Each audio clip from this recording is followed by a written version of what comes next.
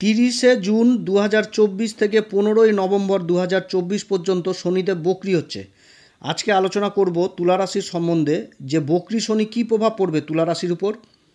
তুলা রাশির ক্ষেত্রে শনিদেব হচ্ছে কারক গ্রহ, চতুর্থ ঘর এবং পঞ্চম ঘরের অধিপতি হয়ে পঞ্চম ঘরে অবস্থান করছে, এবং এই পঞ্চম ঘরে শনিদেব বক্রি হচ্ছে দেবগুরু বৃহস্পতির নক্ষত্র পূর্বা ভাদ্রপদে। আর দেবগুরু বৃহস্পতির নক্ষত্রে অক্টোবরের 3 তারিখ পর্যন্ত থাকবে, তারপরে আবার নক্ষত্র পরিবর্তন করবে। আজকে এই আলোচনাটাই করব যে দেবগুরুর নক্ষত্রে অবস্থানগত শনিদেব বক্রি অবস্থায় কি ফল দিবে তুলা রাশির উপর, আজকে বিশেষ আলোচনা করব। আমি এর আগের ভিডিওগুলোতে দেবগুরু বৃহস্পতির এই পূর্বা ভাদ্রপদ নক্ষত্র সম্বন্ধে অনেক কিছু আলোচনা করেছি, যে এই নক্ষত্রটা হচ্ছে ভাগ্যবর্ধক, অর্থাৎ এই নক্ষত্র ভাগ্য বৃদ্ধির করে। আর এই নক্ষত্রে শনিদেব গোচর করছে, যেটা প্রচণ্ড শুভ নক্ষত্র, এই পূর্বা ভাদ্রপদ নক্ষত্র বৃহস্পতি গুরুদেবের নক্ষত্র। সমস্ত দর্শক বন্ধুদের জানাই নমস্কার, এবং সমস্ত নতুন দর্শকের কাছে আমার বিশেষ অনুরোধ, এই চ্যানেলটি অবশ্যই সাবস্ক্রাইব করবেন। এই চ্যানেলের সঙ্গে থাকুন, আপনারা জ্যোতিষীয় সম্পর্কিত অনেক তথ্য জানতে পারবেন এবং নিজের কুষ্টি নিজে দেখাও শিখতে পারবেন। ভিডিওটি কেটে কেটে দেখবেন না, সম্পূর্ণ দেখার চেষ্টা করেন, তাহলে আমি কি বলছি সেটা ভালো করে বুঝতে পারবেন। গ্রহের গোচর সম্পূর্ণভাবে নির্ভর করে জাতক জাতিকার জন্মকুষ্ঠির গ্রহের দশা এবং গ্রহের অবস্থানের উপর। আমরা যে ফল প্রকাশ করছি এটা আমাদের একটা প্রচেষ্টা মাত্র, এটা সম্পূর্ণভাবে নির্ভর করবে জাতক জাতিকার জন্মকুষ্ঠির উপর। শনিদেব এমন একটি গ্রহ যে এই গ্রহটির কথা শুনলেই আমাদের মনের মধ্যে ভয় আতঙ্ক এগুলো তৈরি হয়, কিন্তু আমরা শনিকে চিনতে চাই না যে শনি আসলে কি, যার জন্য আমরা শনিকে প্রচণ্ড ভয় পাই। শনিকে ভয় পেয়ে লাভ নাই, শনিকে চিনতে শিখুন, জানতে শিখুন কি করলে শনি প্রসন্ন হবে। কালপুরুষ চক্রে শনিদেবের স্থান হচ্ছে দশম ঘর এবং একাদশ ঘর, অর্থাৎ আমাদের কর্মের ঘর, এবং কর্ম করে যে লাভ সেটা হচ্ছে একাদশ ঘর। এই দুটি ঘরের অধিপতি হচ্ছে শনিদেব। পাপ গ্রহের শ্রেণীতে শনি হচ্ছে সবার প্রথম, অথচ শনির হাতেই রয়েছে কর্মের ফল দেওয়া এবং ন্যায়ের বিচার করা। শনি একমাত্র গ্রহ যে প্রকৃতির ভারসাম্য বজিয়ে রাখে, অর্থাৎ কর্মের ফল দেয়। শনি যেই স্থানে বসে সেই স্থান বৃদ্ধি করে, আর শনির দৃষ্টিতে রয়েছে পাপ দৃষ্টি, যার জন্য যেই স্থানে দৃষ্টি দেয় সেটা কিন্তু পাপ দৃষ্টি হয়। কিন্তু শনি পাপ গ্রহ হওয়া সত্ত্বেও শনির বিচারকের আসনে পেয়েছে, অর্থাৎ বিচারকের দায়িত্ব শনিরই হাতে। জীবনে চলার পথে আমরা প্রত্যেক দিনই কোনো না কোনো অপরাধ, কোনো না কোনো পাপ কাজ করে থাকি, যেটা আমরা কোনো রকমভাবে মনে রাখি না, ভুলে যাই। আমাদের এই কার্যকলাপের প্রত্যেকটি সেকেন্ডের হিসাব থাকে ওই মাস্টার কম্পিউটারের হাতে। যখন তার বিচারের সময় হয় তখন কোনো উকিল আর প্রয়োজন হয় না, তখন আপনার কিংবা আমার পক্ষ থেকে কোনো উকিল ওকালতিও করতে পারবে না। তখন চলে ন্যায়দণ্ডের বিচার। যদি আমি ভালো কর্ম করে থাকি তো ভালো ফল পাবো, যদি আমি খারাপ কর্ম করে থাকি তো খারাপ ফল পাবো। এই যে বিচার করার অধিকার, এটা একমাত্র এই ন্যায়ের দেবতা শনির হাতেই রয়েছে। শনিদেব পাপ গ্রহের শ্রেণীতে সবার প্রথম, কিন্তু তার হাতেই বিচার করার ক্ষমতা। যখন কোনো গ্রহ বক্রি হয় তখন গ্রহের চেষ্টা বল বেড়ে যায়, অর্থাৎ গ্রহের যে ক্ষমতা সেই ক্ষমতাটা অনেক গুণ বেড়ে যায় এই বক্রি অবস্থায়। শনিদেব বক্রি হচ্ছে, তাহলে শনিদেবেরও বলে যথেষ্ট বৃদ্ধি পাবে, অর্থাৎ তার যে ক্ষমতা সেই ক্ষমতাটা অনেকটা বেড়ে যাবে এই বক্রি অবস্থায়। পঞ্চম ঘর অর্থাৎ তুলা রাশির পঞ্চম ঘরটি হচ্ছে কুম্ভ রাশি, আর কুম্ভ রাশিতে শনিদেবের কিন্তু ত্রিকোণের রাশি এই কুম্ভ রাশি, আর এই কুম্ভ রাশিতে শনিদেব গুরুদেবের নক্ষত্রে বক্রি হচ্ছে, এটা কিন্তু মনে রাখতে হবে। আর দেবগুরু বৃহস্পতির নক্ষত্রে বর্তমানে অবস্থান করছে, এর আগে শতভিসা নক্ষত্রে ছিল যেটা রাহুর নক্ষত্র। আর এই দেবগুরুর নক্ষত্রে অক্টোবরের 3 তারিখ পর্যন্তই কিন্তু শনিদেব থাকছে, তারপরে কিন্তু আবার নক্ষত্র পরিবর্তন করবে। তো আজকে এই দেবগুরুর নক্ষত্র নিয়েই বিশেষ আলোচনা করব।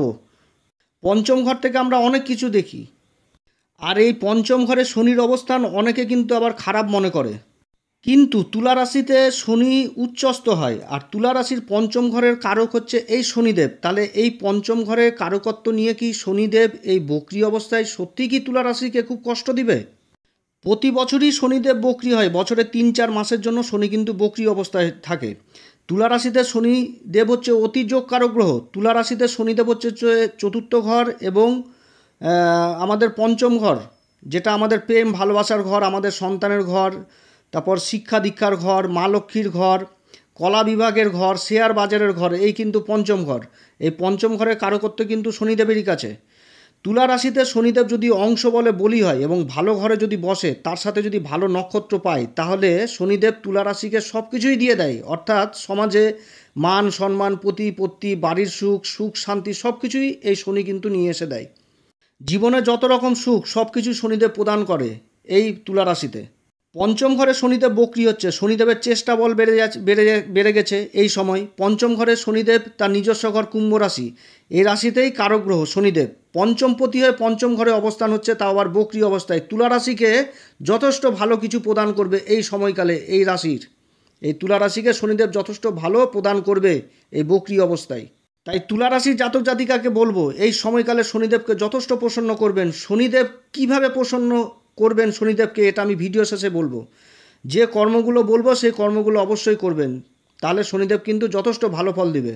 বর্তমানে তুলা রাশিতে ষষ্ঠ ঘরে অবস্থান করছে যেটা মীন রাশি, এইখানে অবস্থান করছে রাহুদেব, আর কেতু অবস্থান করছে দ্বাদশ ঘর যেটা হচ্ছে কন্যা রাশি। আর দেবগুরু বৃহস্পতি উদয় হয়েছে, তার সাথে নক্ষত্র পরিবর্তন করেছে, আর অবস্থান করছে তুলা রাশির অধিপতি শুক্রদেবের আরেকটি রাশি বিষ রাশিতে, যেটা পৃথিবী তত্ত্ব ভূমিতত্ত্ব রাশি। আর বিষ রাশিটি হচ্ছে তুলা রাশির ক্ষেত্রে অষ্টম ঘর। তুলা রাশির মধ্যে যে চক্রটা তৈরি হয়েছে এই জায়গাটাতে বিশেষ করে বুঝতে হবে যে দেবগুরু বৃহস্পতি অবস্থান করছে তুলা রাশির অধিপতি শুক্রদেবের রাশিতে, যেটা বিষ রাশি, আর দেবগুরুর নক্ষত্র অবস্থান করছে রাশির কারক গ্রহ শনিদেব। তাই এই সময়কালে খুব ভালো ফল দিতে যাচ্ছে তুলা রাশিকে শনিদেব। পঞ্চম ঘরের অধিপতি পঞ্চম ঘরে অবস্থান করছে, এই সন্তানের ঘরে। অনেকে হয়তো বিভ্রান্ত হচ্ছেন যে বক্রী শনি যথেষ্ট সন্তানের দিক থেকে ক্ষতি করবে, কিন্তু আমাদের জ্যোতিষশাস্ত্র একটাই কথা বলে, যখন গ্রহ নিজের ঘরে অবস্থান করে তখন ভালো ফলই দেয়, আর বক্রী যখন হয় তখন আরও বিশেষ ভালো ফলই প্রদান করে, অর্থাৎ সন্তানের দিক থেকে কোনো রকম অসুবিধা হবে না এই বক্রত্ব চলাকালীন। তার সাথে ছাত্রছাত্রীদের পড়াশোনাতে বিশেষ মনোযোগ বসবে। যারা পড়াশোনা খুব অল্প সময়ের জন্য করতো তাদের মধ্যে দেখবেন খুব বেশি সময় ধরে পড়াশোনা করছে। এবং মা লক্ষ্মীর ঘরে, এই ঘরে কিন্তু শনিদেব অবস্থান করছে। এই সময়কালে যথেষ্ট আয় ইনকাম বাড়বে তুলা রাশির জাতক জাতিকাদের। তুলা রাশির জাতক জাতিকারা যে কর্মে যুক্ত থাকুক তাদের কিন্তু আয় ইনকাম বাড়বে। যারা কলা শ্রেণী অর্থাৎ সঙ্গীত শিল্পী, নৃত্যকলার সাথে যুক্ত, তারপর চিত্রকলার সাথে যুক্ত, যারা সিনেমা জগতের সাথে যুক্ত, যারা সোশ্যাল মিডিয়ার সাথে যুক্ত, তাদের কাছে কিন্তু ব্যস্ততা চরম থাকবে এবং যথেষ্ট আয় ইনকাম এ সময় পাবে। আবার যারা শেয়ার মার্কেটে জড়িত রয়েছেন, যারা লং টার্ম ইনভেস্টের সাথে জড়িত রয়েছেন, তাদেরও কিন্তু এই সময় যথেষ্ট ভালো হতে যাচ্ছে। শনিদেবের সপ্তম দৃষ্টি পড়ছে লাভের ঘর, যেটা হচ্ছে সিংহ রাশি। এই সময়কালে আপনি আপনার জ্ঞানের দ্বারা, আপনার বুদ্ধির দ্বারা যথেষ্ট লাভ করতে পারবেন। তবে এটাও মনে রাখতে হবে যে মঙ্গল কিন্তু সপ্তম ঘরে অবস্থান করছে, আর এই মঙ্গলের উপর শনিদেবের তৃতীয় দৃষ্টি পড়ছে। মঙ্গল রুচক রাজযোগ তৈরি করেছে তুলা রাশির জন্য 12 তারিখ পর্যন্ত, জুলাইয়ের 12 তারিখ পর্যন্ত। আবার এরপরে মঙ্গল রাশি পরিবর্তন করবে। এই সময় ব্যবসা বাণিজ্যে তুলা রাশির জাতক জাতিকারা ভালো আয় ইনকাম, রোজগারের আয় ইনকাম যথেষ্ট বৃদ্ধি পাবে। তবে কিছু ক্ষেত্রে আবার এই তুলা রাশিকে যথেষ্ট সজাগ থাকতে হবে। যেমন মঙ্গলের উপর যেহেতু এই দাম্পত্যর ঘরে মঙ্গলের উপর তৃতীয় দৃষ্টি পড়ছে, তো তাহলে বাড়িতে কিন্তু একটা উটকা ঝামেলা, অশান্তির পরিবেশ তৈরি হবে যতক্ষণ পর্যন্ত এই মঙ্গলটা না সরছে। এবং যারা পার্টনারশিপে ব্যবসা বাণিজ্য করছেন, পার্টনারশিপের মধ্যে একটা গণ্ডগোল হওয়ার প্রবণতা থাকবে, ধোঁকা দেওয়ার একটা সম্ভাবনা থাকবে, ব্যবসা বাণিজ্যে ধোঁকা পাওয়ারও সম্ভাবনা থাকবে। কিন্তু যারা পার্টনারশিপে ব্যবসা করছেন তাদের কিন্তু আয় ইনকামও আবার যথেষ্ট থাকবে। তবে ব্যবসা বাণিজ্য যখন করছেন তখন বেশি কাউকে বিশ্বাস করবেন না, না তো এই সময় আপনার ধোঁকা পাওয়ার কিন্তু সম্ভাবনা থাকবে। শনিদেব বক্রি হচ্ছে, এই সময়কালে তুলা রাশির গ্রহের চক্র খুব সুন্দর তৈরি হয়েছে। যেমন দেবগুরু বৃহস্পতির পঞ্চম দৃষ্টি কেতুর উপর পড়ছে, কেতুর সাথে দেবগুরু বৃহস্পতির একটা সম্পর্ক তৈরি হয়েছে নবম পঞ্চমের। আর কেতু এমন একটি গ্রহ যখন দেবগুরুর সংস্পর্শে আসে তখন শান্ত হয়ে যায়। তো দ্বাদশ ঘরে কেতু বসে যে তুলা রাশির খরচাপাতি ব্যয়ভার যেগুলো বাড়িয়ে তুলেছিল, তুলা রাশির এবার খরচাপাতি যথেষ্ট কমবে। এবং শনিদেবের দশম দৃষ্টি পড়ছে রাশির ধনসম্পত্তির ঘর, সঞ্চয়ের ঘর, দ্বিতীয় ঘর। আর এই ঘরে একসাথে রাহুরও দৃষ্টি পড়ছে, আবার দেবগুরু বৃহস্পতিরও দৃষ্টি পড়ছে, আবার মঙ্গলদেবেরও কিন্তু দৃষ্টি পড়ছে। অর্থাৎ আপনি আপনার জ্ঞানের দ্বারা, আপনার অভিজ্ঞতার দ্বারা আপনি যথেষ্ট ধনসম্পত্তি সঞ্চয় করতে পারবেন এই সময়। এবং যেহেতু শনিদেবের সাথে লাভের ঘরের একটা সম্পর্ক তৈরি হয়েছে, অর্থাৎ কোনো কাজ মানে আপনার অর্থের জন্য আটকে থাকবে না এই সময়।